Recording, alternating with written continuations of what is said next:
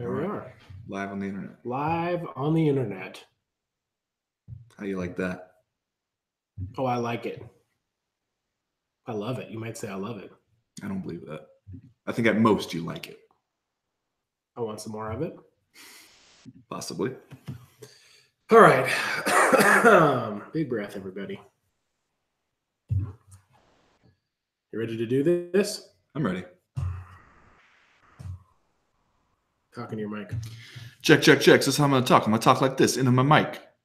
Probably a little bit slower. Sometimes I might get excited and talk even faster, though. All right. Ready? Yes. That's right. You're listening to another episode of the Co-Main Event Mixed Martial Arts Podcast. I'm Chad Dundas. That's Ben Folks. We're both senior writers in MMA for The Athletic. And we meet here every single week to chop up all the prominent, newsworthy, and hilarious happenings in the world of mixed martial arts. I really like the new intro. You know what? It's not quite muscle memory yet. Still need my notes. Yeah. But I thought that went okay. Yeah, that's not bad. It's just streamlined. Is what I appreciate. Right along. Yeah. That's what I like about it. Yeah. Yeah. It's so you've streamlined is a good word for it. That's right. Ben, can you respond to allegations of rampant corruption from Team Folks when it comes to the voting for next week's first ever CME Patreon movie club? What are you talking about? All right, for the people who don't know, let's tell for the people who don't know out there, the people who are listening to the sounds of our voices right now, who are not, for whatever reason, who are not members of the Co-Main Event Podcast Patreon. We just wrapped up Road Agents, where we've been talking about Deadwood. That's right. We watched our way all the way through Deadwood. We did 17 episodes, special podcast, where we talked about episodes of Deadwood, and we finished it off end of May when they mounted the Deadwood movie there on HBO. We did our last episode first week of June. We had to come up with an idea of what we were going to do next for our top-tier patrons, the people who find it in their hearts to give us $10 and up a month, because some people are out there giving us more than that. Frankly. We love those people. Sainthood. Wish I could kiss them on the mouth. For those people. Love them as much as I love my own mother. We had to figure out our next move, and our next move was Co-Main Event Patreon Movie Club. That's right. Where once every 2 weeks, the Co-Main Event Patreon faithful are going to be able to go to the Patreon page, vote for one of two movies that we present as options, and then the winning movie, we watch it, we record a special rewatch podcast about that movie. Can't miss idea. It's genius. So for the first week, which is going to go down a week from Wednesday, I picked No Country for Old Men. Yes. Because I thought it would be a nice tie-in with the recent Co-Main Event Podcast book club episode. Some people would say too recent, but okay. About that novel. You picked Joe versus the Volcano. Joe versus the Volcano. 1990 Tom Hanks, Meg Ryan joint. Now, not only did you post the poll on the Patreon page without telling me to give your people the first chance to get in line for the polls. This is just to stuff the ballot box. Paranoia. This is paranoia. Fear-mongering. But after your assurances that Joe versus the Volcano was available free to stream on Amazon Prime. I don't know if I said free. I said it was streamable. You can find it online. You can stream it online. It turns out you got to pay money if you want to go watch Joe versus the Volcano. Can you stream it online or not? You can rent it from Amazon Prime for $2.99, or there's other ways I've heard that people find to watch movies without paying cost. Colleen is on here in the comment section on the poll talking about how she got a copy from her local public library. What now? Plus, it's $2.99 to rent it off Amazon or YouTube or whatever. You remember when you were a kid, Chad? You remember that feeling of riding your bike down to the movie store? Yeah, I do. Rent a movie? I do. Good feeling. Just a wholesome, pure experience. I'm giving that back to you. Now you can do it. You don't even have to get on the bike this time. You can have a little nostalgia for you. And then you're going to watch a movie from 1990. So you really be plunged into the 90s era nostalgia. You're welcome, is what I'm saying. I just think the voters need all the information. Fine. Keep in mind. There's still several days, still 2 days to go till the voting closes Wednesday morning. Right now, I'm looking at the poll. Joe versus the Volcano sitting at 59%. No Country for Old Men, 41%. I mean, it's a landslide right now in favor of Joel versus the Volcano. I'm just saying you got an extra week to vote. You still got some time to vote. You need to know that if you vote for Joe versus the Volcano, chances are it might cost a little money. A very little money. So keep that in mind. Or you go to the public library. When you go to the polls. And frankly, if you're not a member of the Co-Main Event Podcast Patreon, what are you waiting for? We got the new CME Movie Club We got Wednesday live chats available to everybody. You can get on those for $1 a month. We just launched our new co-main event podcast Patreon Fight Night Fight Parties, where we're going to be live streaming UFC pay-per-views and maybe some Bellator tentpole events live from Ben Folks' basement. That's for $5 and $10 patrons. We got lots of cool stuff going on. I haven't even mentioned the co-main event podcast Power Hour. That comes out every Friday. It's a whole other podcast. It's a complete additional hour-long podcast for the $5 and $10 patrons. If you haven't got in on it, you are missing literally hours of content. That's right. Every week. Plus, you get a chance to support two awesome dudes making a podcast in some guy's living room. I'm just going to read this to you. This is from Brandon Boyd, at Old Crow MMA on there on Twitter.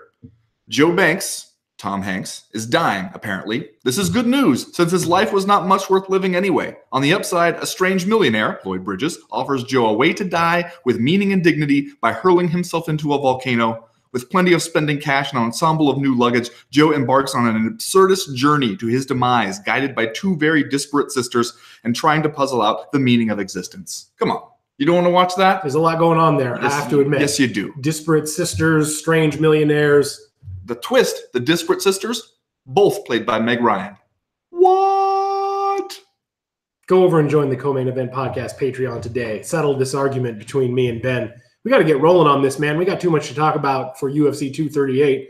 We got music again this week from our guy, The Fifth Element, a music producer from Fort Worth, Texas. If you like what you hear from him on the show, you can check him out over on Twitter at The Fifth Element or Facebook.com/The Fifth Element or SoundCloud.com/The Fifth Element Official. Heard from a listener this week. He is going to use the Fifth Element song that we use on the podcast to play in his best man at his wedding. Wow. Because they're both CME fans. So they want to have solid walkouts. Well, that is a goddamn honor. You're telling me. Yeah. Touching lives. That's what we're doing. Maybe, some would say maybe too many lives. Too many lives touched by the co-main event podcast. 3 rounds as usual this week in the co-main event podcast. In round number 1, there's an ancient bit of wisdom to describe what Henry Cejudo pulled off this weekend. And in the words of the great classical masters, it's, how do you like me now, motherfuckers? And in round number 2, among Donald Cerrone's many UFC records, we can now add becoming the first fighter to lose a fight by blowing his damn nose. And somehow, Tony Ferguson still might not get a title shot. That's troubling, man. It's troubling. Are you troubled? I'm troubled. I'm troubled by it. I can see it on your face. You have a troubled visage. In round number 3, Friday night, Bellator takes on Madison Square Garden. Rory McDonald on quick turnaround. An old guy fight between Chael and Lyoto. Caldwell versus Horiguchi Part 2. Are y'all DAZNing this or what? Is that a verb? DAZNing? I can do that, right? I don't even know what it's supposed to DAZNing mean. That shit. Like Friday to use night, DAZN. That's DAZNing. We'll be in DAZNing this Bellator card. I wish you had never found out about DAZN. All of that plus, God, sometimes me too. All that plus, are you fucking kidding me and just saying stuff? But first, like we always do about this time, let's do a little bit of listener mail. Listener mail. First piece of listener mail this week comes to us from our guy, Giles Mooney. We are assured that is his real name. He is not a professional snooker player. Yet. He's not a professional soccer player. He's not even a third-line player on some obscure European soccer team.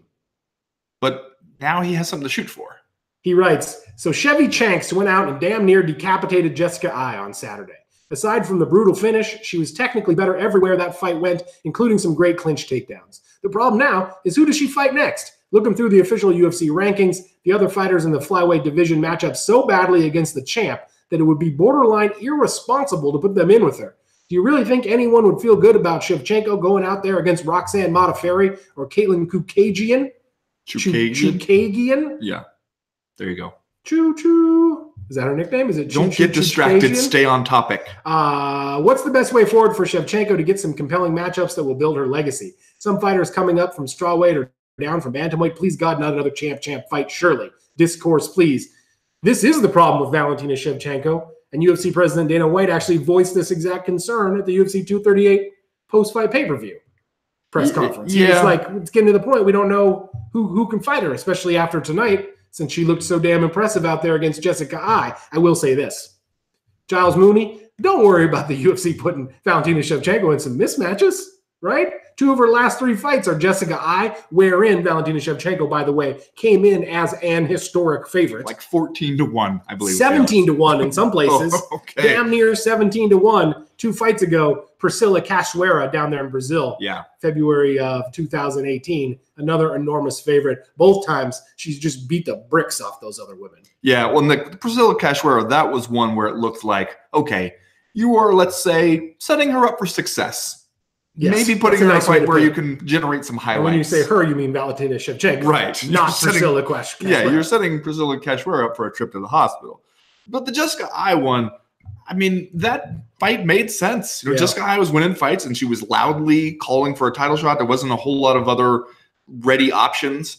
It was like, okay, Jessica Ai is making a moderate case for a title shot. No one else has a better idea. Go ahead and do that. And man, you got, let's say, a memorable finish out of it. You sure did. Sometimes when you put the historically favorite dangerous champion out there with a huge underdog, you don't get the gritty, Rudy story of the movies. You get a damn highlight reel knockout where everyone has to sit around for what seems like an hour. It was actually only 3 minutes while Jessica Ai was down on the mat, out cold. And I wrote about this on The Athletic. Yeah. You always know that it's bad when the UFC pay-per-view broadcast won't show you what's going on. Right. No, I read your piece there on The Athletic about it, and that same thought occurred to me because as we were watching it on our live stream for our Fight Watch party, you got to a certain moment where you're like, okay, they are staying with this shot of Valentina Shevchenko just standing there and looking increasingly uncomfortable and increasingly kind of the elation moving to nervousness kind of. Yeah. And that's when you start to realize something is going on here. And the UFC, they go back to the shot of Jessica Ai just as she's sitting up. They kind of ignore the whole thing until they know, okay, she's not dead. Like, then we can show her. Which is a weird way to handle it, I think. It is, and it's only partially effective when you got Joe Rogan on the broadcast the whole time being like, her legs are shaking. She's still unconscious. Yeah. That's one of the most brutal knockouts we've ever seen. I think that's his job. To his credit as a broadcaster. Yeah, absolutely. Right? You got to talk about that aspect. It also, if you're not in the arena and you're watching at home on pay-per-view, it creates this weird sensory experience where you are going to like Twitter to try to get information from people who are actually in the arena about what's happening. So you are watching the UFC broadcast where you're hearing Joe Rogan, but you're not getting any sort of like visual evidence as to what's happening. It creates this weird like meta postmodern viewing experience that also feels super old fashioned. Yeah. Like it's like you're getting reports on the ticker tape about how Jessica Ai is doing. Luckily, she seemed like she was going to be okay. She's going to the hospital after the show, but it seemed like she was up and around and fairly lucid immediately following that knockout. This what the UFC's own internal rankings look like at flyweight. You got your champion, Valentina Shevchenko. Number 1, Jessica Ai. This might be subject to some change. But number 2, Caitlin Chookagian. Chookagian. 3, Liz Carmouche. 4, Joanna Jędrzejczyk, who also occupies the same position in the women's strawweight ranking. She's number 4 there as well. 5, Roxanne Modafferi. 6, Joanne Calderwood, who just lost on this fight card. 7, Alexis Davis. 8, Lauren Murphy. Then Jennifer Maia, Andrea Lee rounding out the top 10. Do you see any good options there? I mean, honestly, you look at that list, and the best the option that you don't want to see her fight Jędrzejczyk again because they just did that. The only option really that seems halfway decent inside that top 5 is Liz Carmouche, and Carmouche has only won 2 in a row. So, yeah, it's not a clear way forward. I mean, you're suffering from the same kind of talent deficiency at women's flyweight that you see, in a number of divisions in the UFC right now. With Valentina Shevchenko, it seems like the UFC is totally on board with just letting her beat people up. So, like, yeah, probably it's going to be Chookagian is what I would think. That's kind of the way they would seem like they were leaning after the event was over. And if you get Valentina Shevchenko into some more kind of historically lopsided matchups, I think they feel okay with that right now. Yeah, probably. Caitlin Chookagian beat Joanne Calderwood. Same event, UFC 238. Yeah, she kind of muddled the line between winning and losing in that one, but okay. Next question this week, short and to the point from Victor Lindelof. So how far will Peter Yan go? Peter Yan, your boy No Mercy, he looked pretty solid in there. He did. He goes out there, beats Jimmy Rivera via unanimous decision. A game Jimmy Rivera, by the way. A Jimmy Rivera who might have been winning the first 2 rounds of this fight before Peter Yan dropped him in the last 10 seconds in both rounds. Right. Yeah, I mean, he was at least way more in it, and then Peter Yan really turned it up at the end of both those rounds. And then to the point where Jimmy Rivera's corner is sending him out there for that last round, being like, make him knock you out, basically. Yeah. And I understand what they're saying. Like, you know, we don't have any lead to protect here. So go out there and you really got to get after him. And to his credit, Jimmy Rivera, he did the best he could with that strategy. He tried to really go out there and take the fight to Peter Yan. But I think the question for me right now is not so much how far will Peter Yan go, but how quickly are we looking to get him there? Because I think, you know, he seems a little bit impatient maybe with where he wants to end up and where he wants to be. But right now, I think you could slow play it a little bit for him. Yeah. And maybe that would be to his benefit. I agree. And I think especially coming out of this Jimmy Rivera fight, he won the fight. He was impressive. He looked a hair less ready for prime time than I think a lot of people were maybe jumping to the conclusion that he would be. He's 26. He's 26. He's 13-1 overall. He's won 8 in a row. His last 2 wins, obviously, Jimmy Rivera and John Dodson. So that's starting to look pretty good.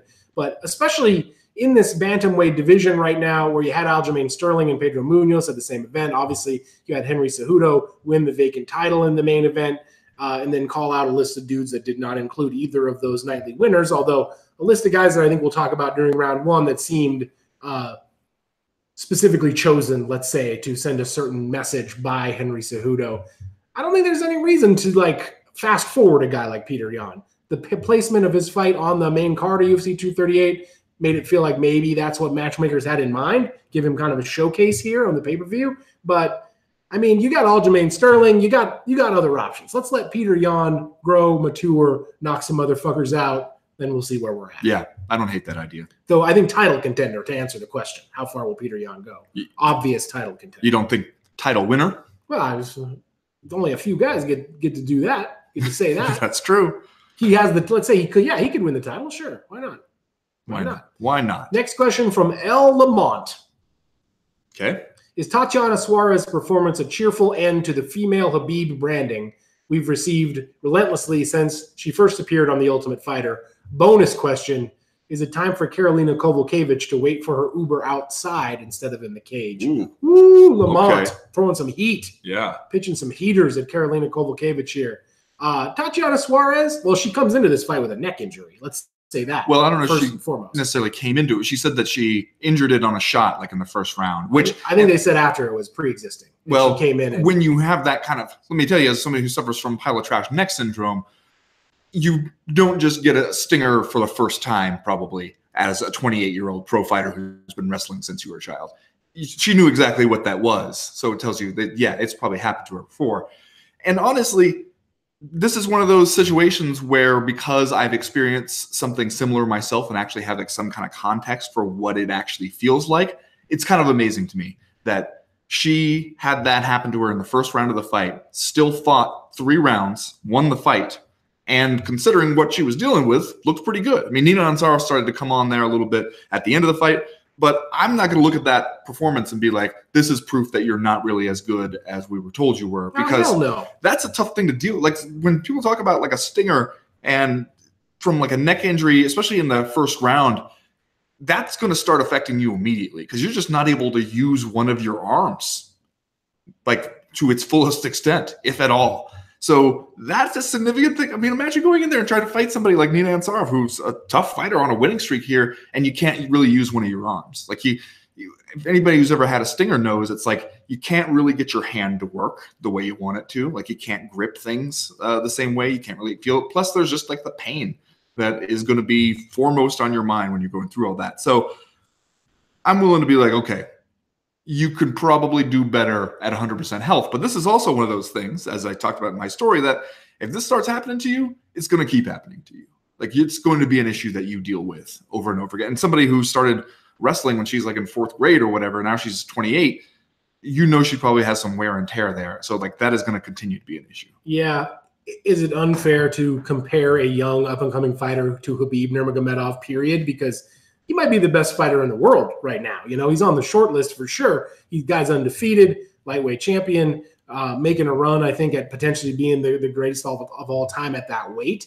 So, like, you saddle a young fighter, no matter who they are, with, like, next Khabib baggage, that's a lot to carry around. Yeah. I mean, I understand the comparison, honestly, because from fighting style, because it's that same thing where she's going to get you up against the fence, and then she's going to work for the takedown, and she has a few different options that she can go with. And Nina Ansarov, especially early in that fight, was doing a pretty good job of fighting off those takedowns, defending it. But you could see on her face, like, she's just barely keeping her head above the water, and the water's still rising. Yeah. And that it eventually got to her. And so it's like it is a similar style, I guess, to Khabib. But she has a lot of room to improve the other aspects of her game, I think. But as we said before, if you start from a really strong wrestling base, you could do a whole lot worse. Like, that is a good place to build from. Yeah, Tatiana Suarez, 2-0 as an amateur, 3-0 on Tough, now 8-0 as a professional fighter, including 5-0 in the UFC. And, like, frankly, these last 3 fights, not knocking off nobodies. She beat Alexa Grasso, Carla Esparza, and now Nina Ansarov. So, like, you know what? She's going to be in and around the title picture. And at this point, frankly, like, maybe the biggest concern, the biggest limiting factor might be that neck. Yeah. Especially for a young fighter like that. Next question this week comes from Tracy Dickinson, who writes, how are we feeling about Funkmaster potentially fighting for a belt after his performance against Munoz? He looked pretty impressive Saturday night, and I feel like his reach could be an unusual advantage in the bantamweight division. Just the height-reach differential between him and Cejudo would be interesting to see, although Henry has proven he's amazing at adapting regardless of his opponent's fight style. To be completely selfish, I'd just love to hear how loud Matt Serra and Ray Longo could be when coaching for a title, as well as the advice they give him, mixed with expletives, of course. Just to lead up with UFC embedded could lead to their own show. Thoughts on Sterling, I mean, not the potential of the Serra Longo show, but I'd also be interested in hearing show titles for that as well. Don't put limitations on us, Tracy Dickinson. Don't do it. I love this quote. I saw it from PD and Gia on Twitter from Matt Serra in the corner of Aljamain Sterling. You got to be the matador. You got to be the matador. I want you on your feet like fucking Achilles. Now that's a corner man right there. Yes. The obvious title for the Matt Serra Ray Longo show is "You Breathing" with Matt Serra and Ray Longo, right? Yeah. I mean, it was interesting to me. I'm sure we'll talk a little bit more about this later, but Cejudo's idea of who he wants to fight afterwards. Yeah. Everybody else, I think, they came into this night being like, all right, you got Sterling and Munoz, and then you got Jan and Jimmy Rivera. Somewhere in there is the next title contender at bantamweight. And then Henry Cejudo wins, and it's all about the past of bantamweight for him. You know, Dominic Cruz, Cody Garbrandt, Uriah Faber. And I got what he was saying. I understand when he was like, hey, I want like legend fights. I want big, huge money fights, like big fights. And if you told me the UFC booked Henry Cejudo versus Dom Cruz, okay, would watch, you know, like, but I'm also like, if I'm one of these young guys coming up the ranks and I'm just like, hey, I'm stacking up wins here. That's how this is supposed to work. That's how you got there. So give me my shot. And honestly, that was the best I've seen Sterling look, I think. And he was putting together a lot more of the like different aspects of his game in that fight. He comes out of that one, I'm like, okay, I would be interested to see how a fight with him and Henry Cejudo goes. But I also think one of the things you saw in this fight with Pedro Munoz was if you have to try to do that for 5 rounds to Henry Cejudo, can you? Yeah. I don't know if you can. That's a big question. And I think it'd be hard to do that for anybody to do that kind of stuff right. against Henry Cejudo, as we saw, frankly, in the main event of UFC 238. I think the magic word in everything you just said about Henry Cejudo was money. Because you remember, he made that list of call-outs right after he said, I want to be paid like a heavyweight. Right. So, like, not only did he call out the names that we know at that weight, who might, in theory, represent the biggest payday for him at 135 pounds, the biggest paydays, but he also called out 3 dudes potentially as a subtle message to the UFC, as though to say, I want to get paid, and here's the 3 guys I want to fight who are not on the list of guys that you want me to fight. So if we're going to come together on a Peter Yan fight or an Aljamain Sterling fight, it's time for you guys to like put a big pile of money on the table and slowly slide it across to me. Well, and then here's where you wonder about how the new pay-per-view structure affects a guy's desire or, ability to get paid off of this. Because it's like, hey, this was a really good pay-per-view. I would think that a lot of people bought this pay-per-view, and yet I would also not be surprised if you told me the numbers are still down from where they were before you put up a paywall to the paywall. Right. And are the numbers being down good for Henry Cejudo? Because if everybody's selling 100,000 pay-per-views all of a sudden, it doesn't make the flyweight division, doesn't make the little guys look like they're lagging behind anymore. He's just out there doing what everybody else is doing. True. Aljamain Sterling, though, I think he's a fitting bantamweight title contender right now, and seemed like maybe he wanted to be a little bit more exciting, a little bit more marketable than like some of the more wrestling-based performances we've seen from him in the past, for better or for worse. Next question this week comes to us from Arnold Gonzalez, who writes, Alexa Grasso dominated Karolina Kowalkiewicz with her boxing, the one discipline Mexicans are known for worldwide.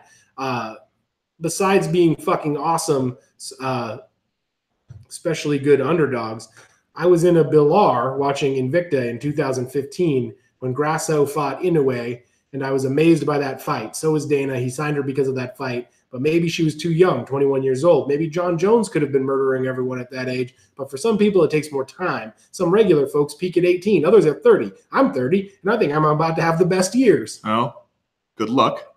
Yeah, Arnold, use that time now, my friend. Use that next 10 years. And others even later. Is it the case that Alexa Grasso, is it the case for Alexa Grasso that the maturation process took some time, or is it just that Karolina Kowalkiewicz is rapidly fading away, or maybe this is just one fight and things just happen? I thought Alexa Grasso looked really good. I thought what was really impressive about her was, for one thing, her footwork really allowed her to use her hands a lot more in this fight. She just kept Karolina Kowalkiewicz exactly where she wanted her, and she had like a ton of pop on her punches. She just threw stinging jabs at times, and Karolina Kowalkiewicz, maybe not the most defensive-minded fighter to begin with. It seemed like she was content to rely on her toughness there at times. Like, hey, if I have to charge in here face first and get hit in order to give myself an opportunity to give one back, then I'll willingly do that. Not everybody's going to fight that way. But yeah, I mean, I think that Alexa Grasso could still do a whole lot in that division. It's hard to say this early in the game. Yeah, like she's a young fighter. Like it's possible that, well, I think two things. Number one, it's possible that, she did need to mature as a fighter a little bit before she reached her full potential. And number two, like we see a lot of people take some time, take a couple fights at least to get their legs under them in the UFC. Even lifelong veterans come into the UFC and struggle sometimes early on before they kind of get everything figured out and find a place where they can be comfortable enough to give their best performances. So I think for Alexa Grasso, it might be a combination of all of those things, and she's still super talented. And I think that the sky's the limit there for her still, just as long as she continues to improve and be the kind of talent that, frankly, we thought she was before her arrival in the UFC. Yeah. Last question this week from Johnny Ontiveros Jr., who writes, lots of weight class jumping the past few years. Do you think that the UFC should ever consider a weight class for women that would be like the men's heavyweight division, 145 pounds to 180 pounds, for example? Asking for my morbid thoughts. I mean, it seems tough enough to fill a 145-pound class, doesn't it? It does. Like, I think that, you would probably see a women's heavyweight division. First of all, like, if you start at 140, that's women's flyweight, 145. So you move up. So women's featherweight. A heavyweight division for women would suffer from the same maladies that a heavyweight division for men does. It would be slim pickings maybe for talent. So is it just Gabby Garcia beating up everybody? Gabby Garcia and maybe a series of Kayla Japanese Harrison. Legislators. Just every fight is Gabby Garcia versus Kayla Harrison. So like, I think that would be a shallow division, but at the same time, I'm not sure that it's a terrible idea, because I think there are fighters out there on the independent circuit or in other organizations who are fighting at higher weight classes than the UFC offers. I think if you were to be fair to them, it would be cool to have that big weight class, even though it's not going to be the most stacked, most competitive, most jaw-droppingly full of talent division of all time. If you went to Dana White and the UFC matchmakers right now and were like, how about a women's heavyweight division? I feel like they would all have strokes, just stress-induced strokes. I think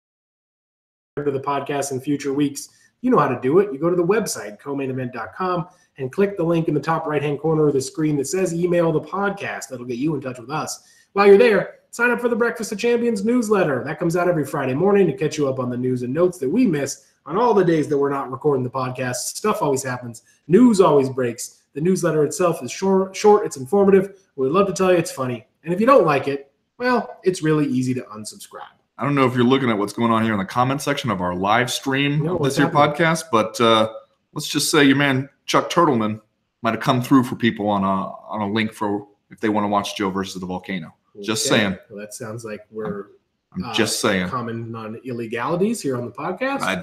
I have no idea what you're talking about. I'm just saying your guy Chuck Turtleman is helping people out. As for right now, we're going to get started with round number 1.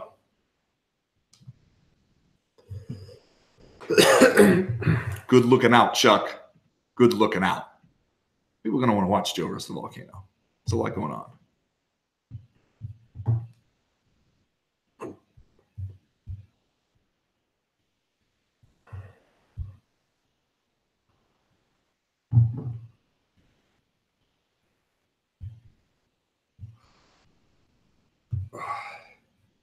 Say it's not a great neck day. Just going to be honest with you. When are you getting that surgery? Well, I got to wait for the new health insurance to kick in. I'm changing over plans with a new job. Maybe go down to Hamilton and talk to a surgeon. Tells you something weird about how my own weird medical biases that I'm like, okay, there's 2 surgeons who do this. One's in Hamilton and one's in Anaconda. No way I'm going to let a surgeon in Anaconda mess with my spine. No. But then I'm like, okay, I mean, he went to med school and everything. He's not. Maybe. He's not just from Anaconda. Just definition of the term sawbones, as far as I'm concerned. You don't know what you're going to get into over there in Anaconda, or as we say here in Montana, Anaconda. All right, you ready to talk Henry Cejudo here? Yes.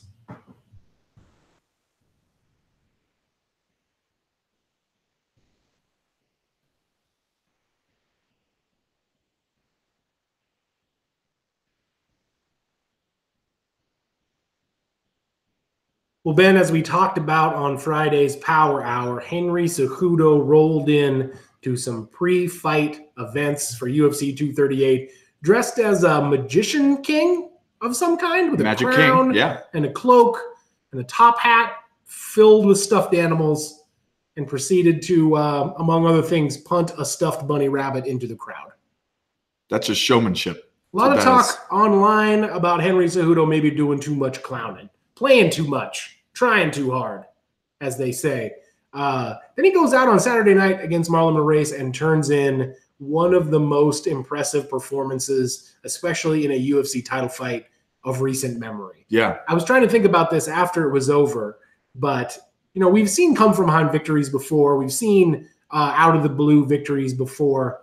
I don't want to start throwing around superlatives, but I can't recall a fight where a guy looked as stylistically buried as Henry Cejudo did in the first round here against Marlon Moraes, and then completely turns it around. Right. Almost like turning on a dime. He comes out for that second round, and suddenly Henry Cejudo starts to put it together. And by the third, he's dominating, ends up finishing TKO via punches just before the horn to end round 3. 4:51, the official time. Yeah. What's amazing to me about it is, like you said, we were watching that fight in the first round going, uh-oh, this does not look good for Henry Cejudo. He didn't look like he knew what to do. No. He looked completely lost out there. He had not even trained for what Marlon Moraes was going to do. Right. Both legs were getting obliterated by those low kicks. He had a big-ass bruise on his left leg. His right leg was getting kicked all the shit in the calf. It looked like Henry Cejudo was going to be out of this thing in a hurry. And as we later found out, he came in with an ankle injury that already can hamper your mobility before you even start getting kicked in the legs a whole bunch. And he just looked like he did not know how to get out of that range and how to get into a place where he would actually be able to do some damage of his own. And he goes back to the corner, and you hear his corner telling him, like, look, we can't just stand there and get kicked. Like, you need to be at punching range. We don't want to be standing there. We need to be moving forward there. And then he goes out there and just does it. Like, he just starts to implement that plan in the second round, as if it's that, like, he might be the one fighter where if you're just standing there yelling, put your hands on him, Henry, he's going to somehow make that work, because he just went out there and was just like, all right, we're not fighting at that range anymore. I'm just getting up in Marlon Moraes' face. And you could see it throughout the second round, especially late in the round, where he just makes it into a different kind of fight. And that ability to just make that adjustment, to go like, all right, this guy is coming out doing his thing, and I want to completely change the distance at which this fight is contested, and being able to actually go do it and do it that effectively. You could see him just little by little in that round taking the fight away from Marlon Moraes. Yeah, it seemed like both technical alteration and also like a matter of will. Like, not only was Henry Cejudo going to close that distance and not just stand out there at kicking range and turn this stylistically into more of a Henry Cejudo style fight, he also just wasn't going out like that. Yeah. It seemed like. And you saw the mental fortitude of the Olympic gold medalist, frankly, like a guy who came up through a very regimented, very difficult athletic setting, and a guy who, frankly, at this point has done every damn thing he said he was going to do. And so that's one of the things that was impressive to me. Like, not only did Henry Cejudo have the physical chops to be like, I'm going to change the kind of fight this is, and I'm going to turn it into my fight, but he also was just kind of like, I'm sorry for this cliche before I say it, refused to lose, kind of. Right. Well, and I think that as much as the physical stuff is what kind of broke Marlon Moraes down, because you could see him late in the second round, but especially in the third round, before, like, leading up to the finish, he started to accept a little more where Henry Cejudo wanted him. Like, he started to accept the positions that Henry Cejudo wanted to put him in. Like, he got put in that front headlock at one point. And you could see it's not like a crazy explosive snap down that he does to get Marlon Moraes down to the mat where he wants him. He just kind of pulls him down. You can see Marlon Moraes being like, I don't have it in me to resist this. And he would just like, okay, I'm accepting this position. Then it gets a little worse. It gets a little worse. And the next thing you know, you're too far behind, and he didn't have the gas tank to figure a way out of that. And Henry Cejudo at that point is just pouring it on him. And so it was like, I think that like, when faced with that kind of implacable will from the other guy, I mean, imagine it from Marlon Moraes' standpoint. Yeah. You're kicking the shit out of the guy's legs. You're doing exactly what you wanted to do. You're thinking to yourself, surely he won't be able to take too many more of these. And then the next thing you know, he's in your face, hitting you with, incredibly fast hands, and then also battering you to the body and the head with these knees in the clinch. And you're going, well, shit, how did this happen? Yeah. Yeah, not only is Marlon Moraes out there throwing big-time power shots in that first round, I think, understandably thinking that the fight was about to be over. But you're right, after Henry Cejudo turns the tide, that's got to be a terrible emotional and psychological kind of adrenaline dump, to just go from thinking you were about to win and about to be the champion to being like, oh, shit. Yeah. How much time is left in this thing? So Henry Cejudo gets this win, one of the more impressive wins that we've seen in recent memory, UFC title wins. He's now the champ, whereas he would say Triple C, the champ. The Pac-Man style champ. Men's flyweight champion, men's bantamweight champion, already beat the previously unbeatable men's flyweight champion, already beat the previous bantamweight champion in a flyweight fight, and now beats the consensus #1 contender at 135 pounds. Coming into this fight, I feel like public sentiment was Henry Cejudo is a damn clown. And I feel like coming out of it, he seems like everything that he said he was, that maybe we thought he was just engaging in some puffery. Right. I think that it's a huge star turn for him, really, because he set out to get our attention. And he did. It really worked. Even if people were like, I don't like this, I wish it would stop, I'm cringing on his behalf, he still got you to pay attention. And he got you to feel invested in that fight. Because even if you came away going, somebody please knock this fool out, for all this crazy shit he's doing. Or if you went in there and said, you know what, like I dig it. I like a guy who can have some fun. Yeah. Either way, you were paying attention and you felt like you had a reason to care about the outcome of this fight. And then he goes out there and has such an impressive performance after starting off poorly, which makes it all the more impressive when you see the win in the end. And afterwards, people are going like, all right, tell me when the next time I can see Henry Cejudo is. I'm just interested to see what the UFC decides to do with him. Because for one thing, Dana White keeps insisting that not only is flyweight sticking around, he can't understand how anybody even got it in their heads that it wasn't sticking around. Right. I mean, all they did was let go the most dominant champion they've ever had in that weight class. And then we know the roster of that weight class down to like 9 or 10 people. He can't understand where you got the idea that meant they were getting rid of the weight class. Plus, a guy came out in the media and said they paid me to kill this division. Right. There was also that. And Henry Cejudo says he wants that to stick around and he wants to defend both belts. So do you give him a chance to do that at flyweight? And if so, against who? Or do you keep him at bantamweight where there's a lot more options, but do you go, all right, we want you to fight the next contender in line? Or do you go like, all right, how about Cody Garbs or somebody like that? Like how about one of these guys you called out and kind of a Legends tour? Yeah, well, you know my distaste. Not Uriah Faber. No, you got to be brought up on charges. Even Dana White said he's old at the press conference. Uriah Faber is old, he says. I was like, ouch, I thought that was your guy. You know my distaste. Uriah Faber and I were never friends. Just business acquaintances. Work associates. You know my distaste for Dana Says stories. Yes, I do know that. And yet, like, I feel like it's kind of good news that he said several times over this UFC 238 weekend, like, yeah, that they're going to give Henry Cejudo the opportunity to be the champ, and that Henry Cejudo is that rare athlete who might be able to defend belts at both of these different weight classes. And in addition to that, hilarious how befuddled even Dana White seems by Henry Cejudo's antics. Like at the press conference, people were asking him about stuff Cejudo had said about being the pound for pound king and all this stuff. And you could tell Dana White was just like, what? What did he say? At one point, somebody said, like, told him a Henry Cejudo quote, and there was a long pause, and Dana White just went, got it. Like that. So you can see his face in the background when Henry Cejudo is pulling out all the props. He's looking at, like, making the face like, are you sure about this? Oh, man, just like even in the TJ Dillashaw one when Dana White hands Henry Cejudo the plastic bag and Henry Cejudo does that thing where he tries to pretend like the snake is alive in there. And Dana just no-sells it. Yeah. Turns around and walks away from him. Like, I don't want to be part of your little dramatic. I don't even want to be standing near it. I don't know what you do with Henry Cejudo, man. I would love to think they let him keep both belts. But at the same time, like, if you're not having fights at flyweight, like, what's the point, kind of? And at the same – I mean, there's good options, I think, at 135.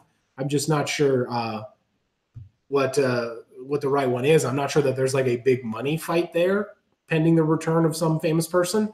But I want to see Henry Cejudo fight again. That's all I know. I want to see him fight somebody. I want to see what he comes dressed as to the next stare down.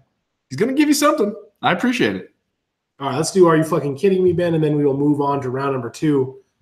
I don't know that we're going to have a joint Are You Fucking Kidding Me here this week or not, but I think there is one clear Are You Fucking Kidding Me in the news today. Okay, you're going to do it? Your guy, Justin Bieber, damn it, calls out Tom Cruise for a fight, says he's scared. You're scared, he said, if you don't take me up on this. Who do you think, what aggressively online MMA personality do you think interjects himself into this previously one-sided discussion?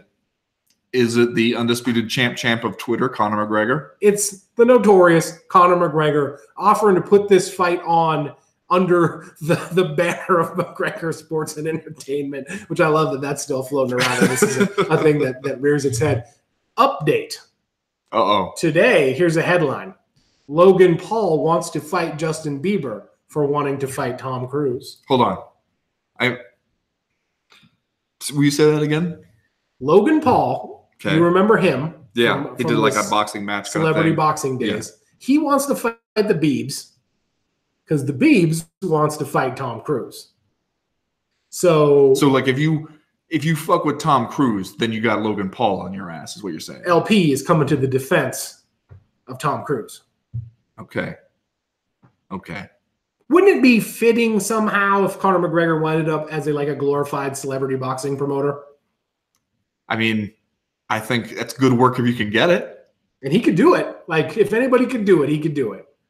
Conor McGregor out here earnestly talking about how Tom Cruise can actually fight, how he saw him in the gym and he looks good. I can see it, man. I can see it going down. Are you fucking kidding me, you guys? Fucking kidding me. Was that what you were going to do? No. You got a different one? Yeah. Okay. What's your are you fucking kidding me? Top mine. I dare you. I'm actually going to keep it real with you here on my are you fucking kidding me. We did not get a chance to talk about it, but did you see Calvin Cutter's knockout of Ricardo Lamas? I did. Impressive. Super impressive. Also, just straight up crushes that man's jaw with his right hand. Yeah. Now, I'm sure you remember that Calvin Cutter's the guy who befriended a bird. Remember this? Yeah. Sitting outside Panera, a bird followed him back to his car. He brought the bird home with him. Okay, I don't recommend that, but... You fucking kidding me? Calvin Cutter trying to become one of my guys? You fucking kidding me? I hear knocking motherfuckers out befriending birds and shit. You fucking kidding me? I can get into this. Trying to keep it real now during Are You Fucking Kidding Me? Is that what we're doing? I don't know. High standard now, bar to clear. Got to keep it real during Are You Fucking Kidding Me? Forgot to scan TMZ headlines first before Are You Fucking I'm giving you an Are You Fucking Kidding Me today. How dare you? Be right back with round number 2. Unprecedented. Highly unprecedented.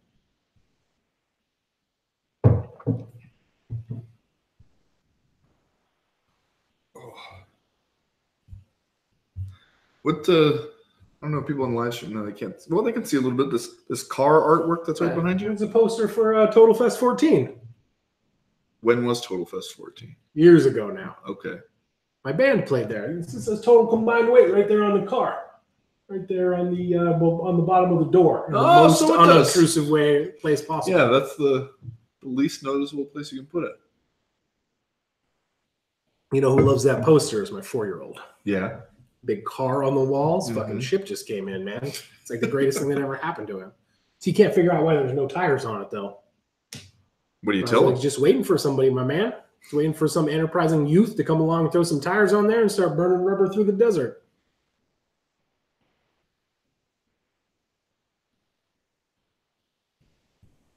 Are you ready to do an intro for Cerrone Ferguson? Yes.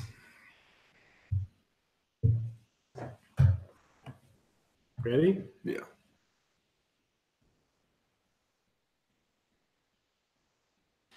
So there we were in the middle of the main card at UFC 238, having an awesome time, just frankly. Living it up. You get the first round between Tony Ferguson and Donald Cerrone, pretty close back and forth. Second round, Tony Ferguson has taken over that fight. He's hitting Donald Cerrone with his weird spinning elbows. He's mixing it up, hitting him. Sometimes it seems almost simultaneously with kicks and punches. And then rounds comes to a close. We hear the horn, and Ferguson fires off one last short right hand, blasts Donald Cerrone right in the nose. Donald Cerrone kind of freezes for a moment as if, oh, no, you did not. Or like he just wants to make sure that everybody saw that. And then he goes back to his corner and blows his nose, which seemed like it had already been broken before that right hand after the horn, and then reaches up in horror at his own face as if he realizes, oh, God, what have I done? His right eye completely swollen shut.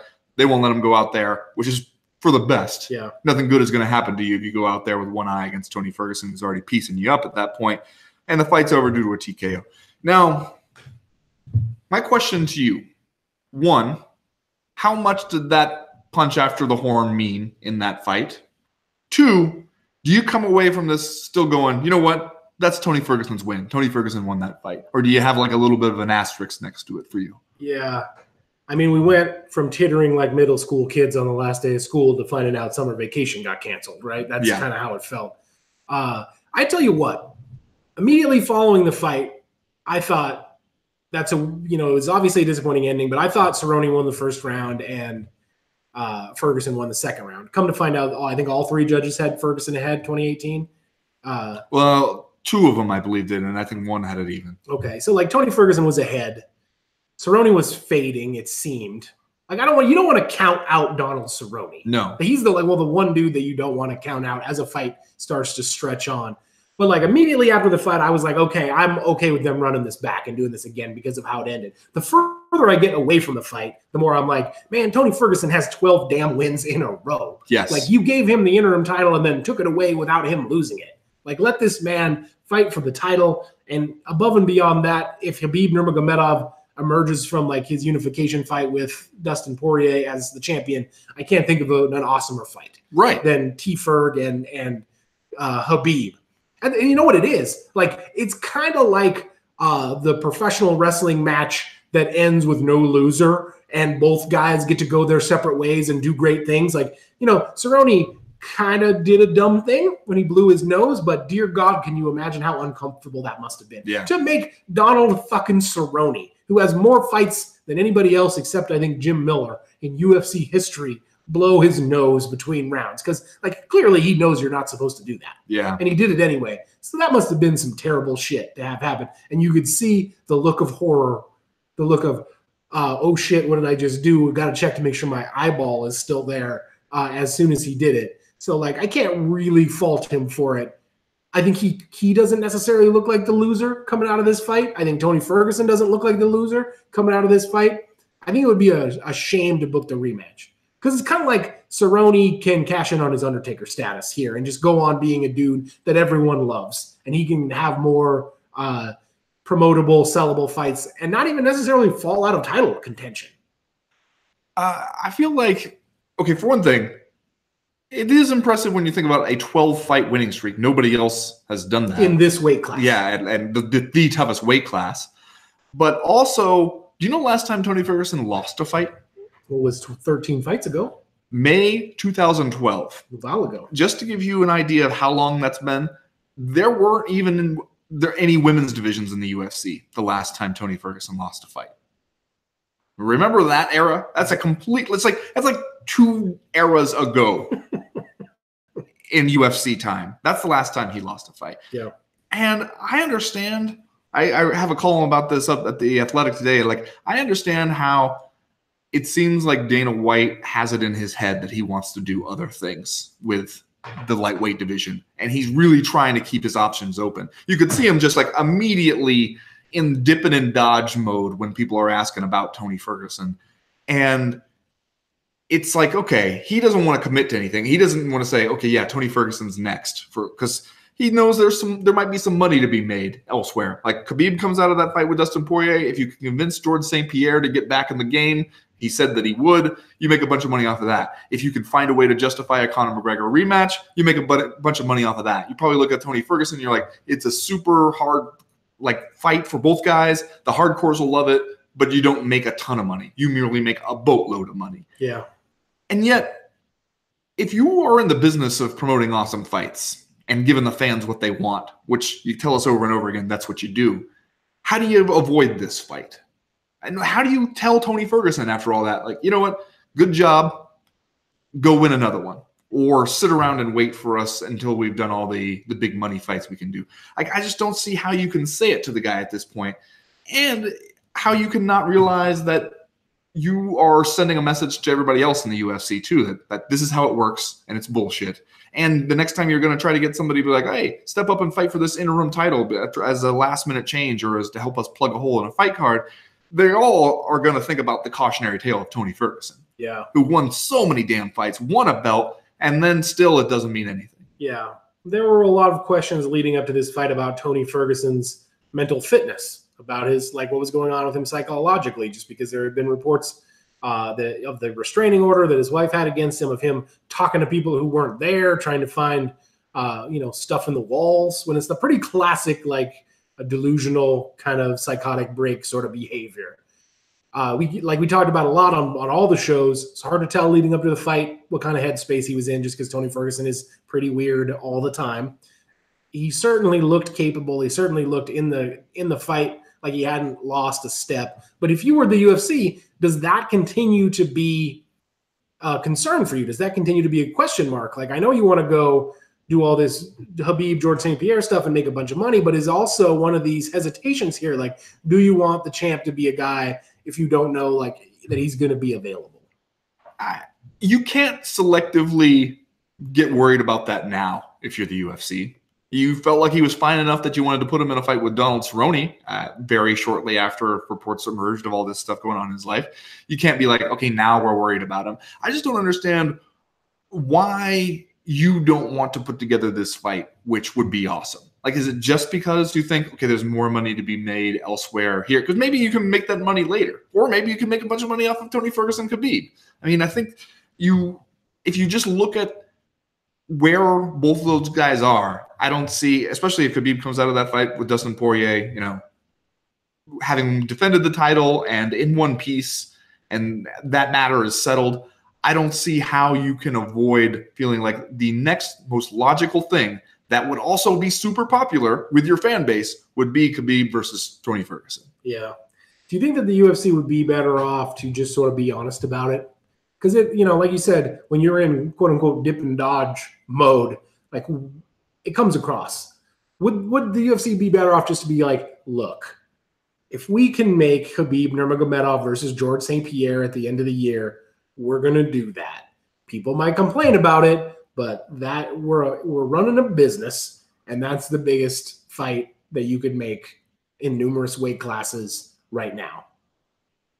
Is that better? I mean, people would obviously have a fucking fit if they said that out loud, but it would be better. Would it be better than like trying to pretend like something else is happening when we all kind of know that's what you're doing? Yeah, maybe, but especially because the stuff that Dana White is using to try to set up this feel, like just hearing the stuff he was saying after the fight, where like he had that weird interview with Aaron Bronstetter where he's being a total asshole about just like word choice and going like, because he asked, can you deny Tony Ferguson the title shot now? And he says, well, no, he's never been denied.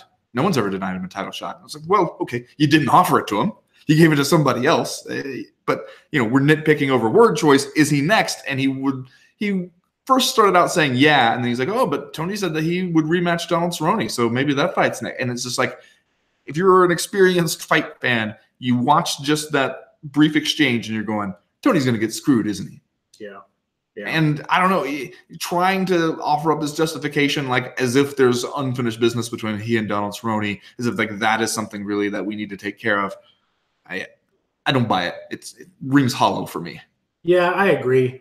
Obviously, it's kind of like first world problems for us because watching Tony Ferguson and Donald Cerrone fight again will still be a pleasurable experience.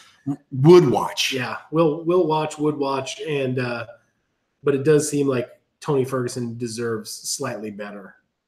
And if he wins again, then he has 13 wins in a row. Like, how many wins can Tony Ferguson put together in a row before you got to do something with him? Right. And then like if he inevitably loses one just because he has to keep, like, the odds catch up with him eventually, and then the UFC is just going to be like, well, hey, you got to win them all. Like literally every fight forever you have to win. But you also have to be super exciting while you do it. Have you seen that meme out there of the 7 faces of Tony Ferguson's last 7 opponents? And every single one of them just looks like a hamburger. Like they went through a meat grinder. Yes. Jesus Christ, man. Tony Ferguson. And he's just so much fun to watch. And he's like an interesting character outside of the cage. I mean, all the pieces are in play here. Instead of like just trying to be like, okay, which former pay-per-view star can I resurrect for like a one-time off payday before he then disappears again? You have a guy you can build on. Yeah. Promote this guy. Make this guy a thing. You can do it. He has all the pieces. That's going to do it for round number 2. We'll be right back with round number 3.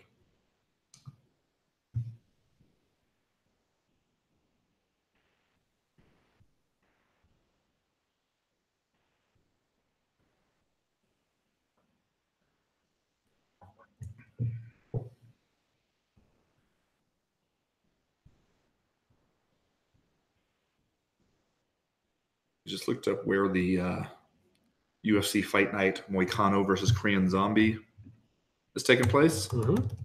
The Bon Secours Wellness Arena, Greenville, South Carolina. Oh, I've been to Greenville. It's nice there. Did you go to the Bon Secours Wellness Arena? Did not go to that wellness arena. Seems like a missed opportunity.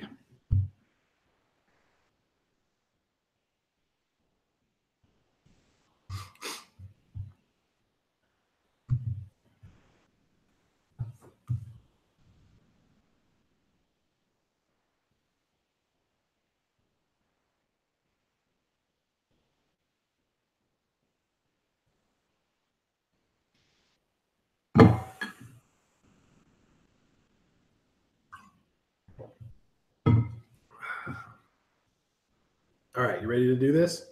I'm ready to do this.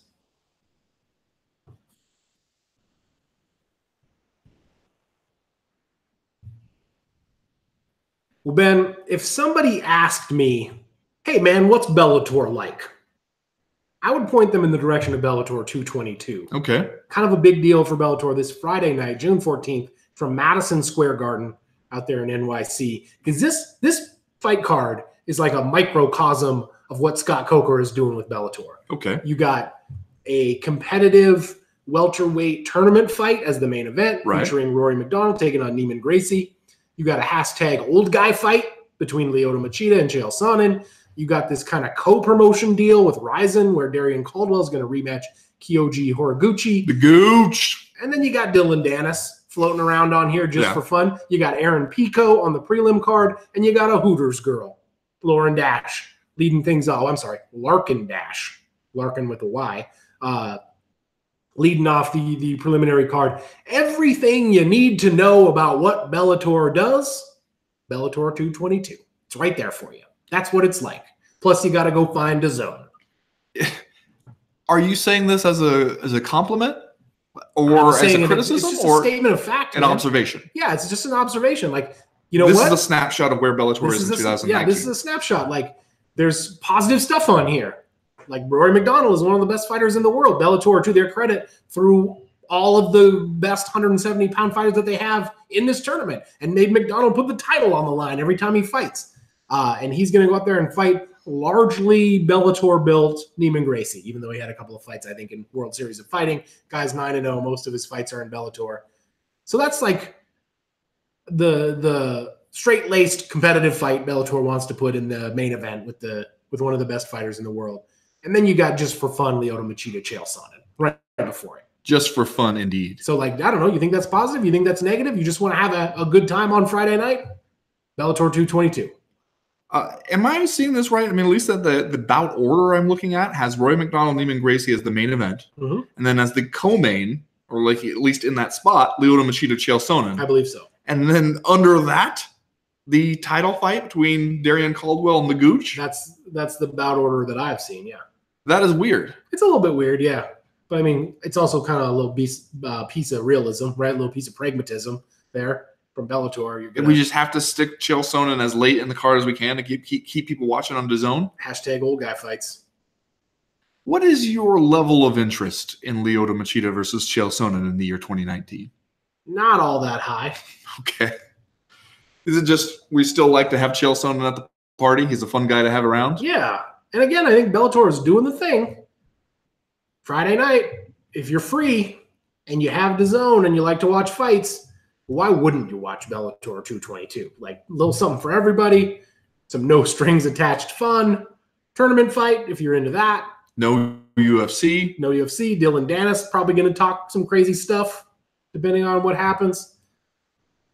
I guess I got nothing bad to say about it. Like, it's a good little fun little Friday night card. Madison Square Garden too, the granddaddy of them all. I think we talked about this on the show, but I also think like Bellator kind of sneakily has put together a pretty solid 6 months worth of fights to start out 2019. Well, and has managed to do the thing that we said would be a real hurdle for Bellator to get it over, which is to go from one event to the next without seeing a huge drop off. Yeah. Because that was always the thing. Like, it could put together a big tentpole event, as it sometimes referred to it.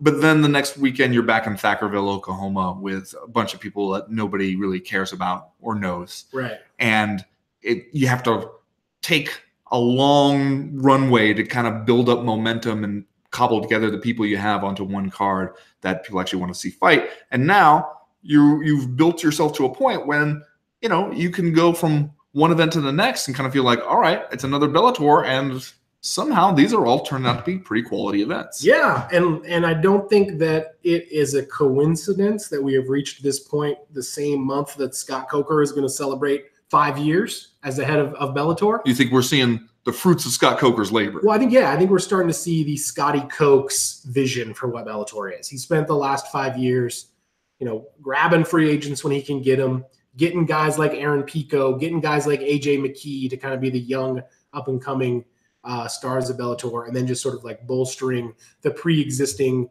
talents that they had there, like the Pitbull brothers and Michael Chandler. I think you're starting to see now, like both, like frankly, the positives and negatives of the Scott Coker vision, where, yeah, man, Bellator can put together 6 solid months of fight cards. They're still going to do Uncasville, Connecticut. They're still going to do Thackerville, Oklahoma, but they're also going to do the Forum in LA. They're also going to do the Rosemont in Chicago. They're also going to do Madison Square Garden. Going to do Madison Square Garden and the WinStar Casino. All in one. And see, you're right though, like you look at the event before this, it was the one with Pitbull versus Chandler and also Douglas Lima versus Michael Page. And of course, Jack Swagger versus Beef Plant. Never forget that one. Right. I mean, there's with Bellator in 2019, I think there's been a lot of really good stuff, and there's been a lot of like what you would call classic Bellator stuff. Also. And then the event right after this one, you got Gegard Mousasi, the young vagabond, against Rafael Lovato Jr. for title fight. And then you get Paul Daly versus Eric Silva. You get Melvin Manhoff on that card. Like, you're right that they have somehow got themselves into this position. I guess my question is this good enough? Do they need to find another level above this one? Or can you keep at this point on DAZN behind that paywall and feel like, all right, we're a success now? Yeah, I've been thinking about that a lot because I have a story about Scott Coker that comes out tomorrow. You talked to the man himself, Scotty Cokes? I talked to Scotty Cokes. Oh, nice. Indeed, I did. Did you tell him that we're calling him Scotty Cokes, or did you leave that out? I didn't mention that. Okay. Yeah, I don't know what he would make of that. I assume he would do the Scott Coker thing where he would just chuckle and be like, ha ha, love it. And that would be it. Yes. That would be it. So I've been thinking a lot about talk to him about where he thinks Bellator is and where it's going. And you know what Scott Coker is going to say. Like anything you ask him about where Bellator is going, he's like, we're just going to keep putting on great fights. You know, he's going to do the Scott Coker thing. Like, I think Bellator is in a pretty solid place right now competitively. Like I said, they've been building this roster for 5 years. Unfortunately, there's still, or like fortunately, depending on how you look at it, there's still some classic Bellator stuff going on here, but they also, you know, they're putting on solid fight cards kind of month after month here to start out 2019. I also think that DAZN is not a great home for that stuff at this point. He did make the point they're going to be on Paramount a bunch this year. They're going to do more events on Paramount than they are going to be on DAZN. So this one's only on DAZN. This one is exclusively on DAZN. I think it's sort of like the Bellator version of pay-per-view kind of. And you know, like when you think about the difference between Bellator and the UFC, frankly, just being on ESPN Plus is fucking enormous. Just having the ESPN logo, being on ESPN is being on the ticker. You almost can't quantify how much it means for the UFC. And so, like at this point, Bellator being on DAZN and Paramount, it leads Bellator to kind of like, again, apologies for the cliche, but kind of like an is what it is kind of situation. Like Bellator, I think, is doing fine, and I think it's going to continue to do fine for the foreseeable future as long as Viacom is cool with that. But I don't know that there's a real strategy to close the gap with the UFC, short of maybe the UFC flames out and disappears, which seems a lot less likely today than it did, 3 years ago or whatever. Yeah, I mean, the UFC has definitely tested the resiliency of its own brand, but has proved to be actually pretty resilient. Yeah. You know what else I realized about Scott Coker this week, which it took me a while to come around to it, but once I realized it, I feel like it makes sense. Like, this guy's tastes are still so rooted in like being a Taekwondo guy from the West Coast, because that's kind of where he grew up, the 80s and 90s, being a Taekwondo teacher and student and fighter and performer on the West Coast. And you think about all the stuff that Scott Coker fucking loves. Tournaments. Yeah. Taekwondo guy, what do? You go, your schools get together, you go to a tournament. Everybody fights each other. One of the things Scott Coker has been known for was really an early adopter of women's MMA in terms of like the bigger promotions. Strikeforce was putting on women's MMA fights back when Dana White was saying they would never fight in the UFC. Why? Because when you go to traditional martial arts practice, there's women there. It's a co-ed thing. Everybody fights, man. It's cool. Everybody can do it. Who does Scott Coker seem to love the most? Stars of Golden Age MMA. Fedor Emelianenko. Scott Coker fucking loves that guy. Why? Maybe because he fell in love watching him fight in like the year 2000. So it's like every time I start, and like this co-promotion with Ryzen, well, that's just like getting the two karate schools together, man. Having the best fight the best and see who comes out on top. The more that I think about it, the more I come around to the fact, and he pretty much said this, that like Coker is still very rooted in like that traditional martial arts mindset. And I think part of that also is him like wanting to put the fighters out there rather than have him be the focal point. Imagine that. How about this? Petition to have Bellator rebrand itself as the All Valley Karate Championship. Or we'll go, just to avoid copyright infringement there, we'll go All Valley Mixed Rules Fighting Championship. I mean, rolls off the tongue, for frankly, one thing. We've seen some worse stuff out there in today's combat sports pay-per-view market, right? I'm going to let you have that one, Bellator. That one is free. You can go ahead, put out the press release now, and I will tell you to enjoy it in good health. Happy to help any way I can. Are you concerned at all about Rory McDonald making this comeback? I'm concerned about where Rory McDonald is just generally. Yeah, psychologically. I mean, for one thing, we are learning here that, once again, medical suspensions mean nothing in MMA. You turn right around, have this fight. But also, he just kind of told us that he wasn't feeling it quite as much now that he's got God in his life and whatnot. And then we have to turn right around and have this welterweight tournament fight. It'll be interesting to see how into it Rory McDonald is. Yeah, like, because on paper, he should definitely win this fight. Yes. And so, like, we saw him have, like, kind of a grinder against John Fitch, like, not the most pretty or fun fight to watch. Then again, a lot of people are going to have that kind of fight against John Fitch. That's what John Fitch do, man. And against Neiman Gracie, I feel like you need to be impressive. If you are still hashtag trademark registered trademark Rory McDonald. Like, if you're still that guy, I kind of want to see you dance circles around Neiman Gracie. Yeah, I just don't know if he's going to be like bathing in another man's blood anymore and loving it quite so enthusiastically as he did in his pre-religious awakening era. Yeah, I think it's a bad sign. Well, it's not a good sign, let's say, when you have to put out a statement, a clarification statement that you are still interested in fighting. Yeah, like that does tell you something. We'll see, though. Maybe he meets all expectations on Friday night, and we come out of this one feeling a little bit more confident about where Rory McDonald is at. Or not. We'll just have to wait and see. We will indeed. Let's do Just Saying Stuff, Ben, and then we will get out of here for this week. Ben, what is your Just Saying Stuff? Well, you mentioned it a little bit, but have you taken a gander at the prelims for this Bellator card? Yeah. I'm looking Aaron at him right Pico. now. Yep. He's the featured prelim, you might say. You might say that if that were a thing that really existed for Bellator, and if the prelims were not, in fact, just a really long list of fights that Bellator seems to use, again in the Strikeforce mold, solely for ticket sales, solely for local ticket sales. You also got Heather Hardy is on the prelims for this fight, I guess, to sell tickets. I mean, she knows some people who might want to see some mixed rules fighting in the New York area, so I guess that's the thinking there. I'm just saying, though, the Aaron Pico one surprises me.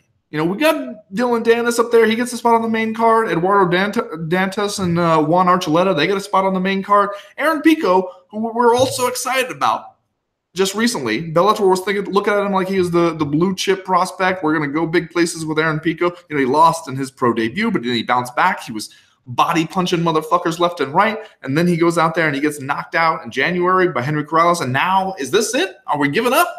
Are we giving up on the Aaron Pico thing? Sticking on the prelims? Is this all on DAZN, or are the prelims on Paramount? I don't know what they're planning. I mean, it kind of makes sense if the prelims are on TV. If not, then yeah, this is kind of a weird placement for Aaron Pico. I'm just saying. It seems like it's been a real roller coaster ride for Aaron Pico. It does. And once again, you got him fighting a dude who's 12-0 in this matchup. I don't know anything about Adam Borix. I assume that we didn't put this together to try to get in the Borix business, but at the same time, like, serving Aaron Pico another fight against a much more experienced opponent. I had an uncle who was in the Borix business. Yeah, paid well. Good work if you can get it. Yeah, 3 decades in the Borix business. Stressful, very stressful. Well, Ben, this week I'm just saying Dana White kind of tipped his hand about the future of fighting at the UFC 238 post-fight press conference. Uh-oh. He's let it slip that they're going to be. This is what he said. They're going to be touring a facility in Vegas in the next 10 days, and he hopes all the media can come do it. So it seems like, and that would jive with what he told Chuck Mindenhall about how it's going to be announced soon that he hopes everybody's out in Vegas for it. When we first heard about the future of fighting, you know, we thought it was like a new performance center. They're opening one in Mexico City, he says. Now they're going to do one in China. Some kind of facility here in Vegas where the people can go tour it. I think that's the future of fighting. And I'm just saying, God damn it, I was never so disappointed that we were right. Okay, what if, though, the facility is a place where they plan to have zero gravity fights? I mean, it could, maybe there's something awesome in there. Yeah, the facility is, you walk in there and it's just like sand on the ground and it's like a gladiator pit. Yeah. And the future of fighting is fights to the death.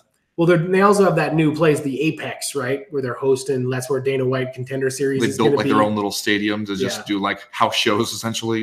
Is that it? Is that the future of fighting? Is that what we're going to be touring? Are we touring the Apex? It kind of feels like the future of fighting is just the next step in the trajectory that the present of fighting was on, as far as the UFC is concerned. I'm going to keep my mind open. Okay. Until we see the facility. I'm just saying, kind of feels like maybe I'm disappointed that we were right. Just saying. Anyway, that's going to do it for this week's co-main event podcast. We will be back next week to tell you about all the stuff that happens at Bellator 222, and then look ahead to the following weekend where I'm certain there is a UFC event, right? What are we heading into? Hinacho Mokaino and Korean Zombie at the Bon Secours Wellness Arena. Is that one on regular ESPN? I think that one is on ESPN Plus. Oh, okay. I feel like we got a regular ESPN card coming up, but maybe I'm wrong. You are Ngannou versus Dos Santos at the end of the month. Okay. In Minneapolis. Yeah. Your boy might have to hit the road for that one. That's me. I'm your boy. Oh, you're going to Minneapolis? I very well may be. At least you get a direct flight there. See, I was not at all influenced by that. No, I'm sure. I'm sure you were not. As for right now, though, we are done. We are through. We are out. Over there in Minneapolis, you can eat at a Fogo de Chao, one of those Brazilian restaurants where they just continually come around and cut meat straight onto your plate. I went to one of those in Brazil. It was very enjoyable. Yeah, it's the best way to get the meat sweats. Like, you will definitely leave Fogo de Chao stuffed and like ready for a long rest. See, I don't expect a lot of really good travel advice from you, but where to get the meat sweats in the city that I plan to visit, that is something I feel like I can come to you for. They have they put a card on your table? Yeah, no, I'm familiar with how it works. The same in Brazil with the red side and the green side? Really unprecedented experience for me. You can tell it left an impression. Local man has mind blown by Brazilian steak. Goes to big city, falls in love with the restaurant. Well, that about does it for us on the live stream. Thanks for joining us, everybody. Hopefully you all saw Chuck Turtleman's contribution, because I feel like we're headed for a Joe versus the Volcano victory here in 2 days. I won't speak too soon. But, yeah, thanks for joining us. We will see you on Wednesday, 11 a.m. in the One True Time Zone, 10:30 a.m. Pacific for the live chat. And, yeah, thanks as always. Chad's going to wave. Is he going to point at he's going to do a thumbs up where he points at it? No, just a wave.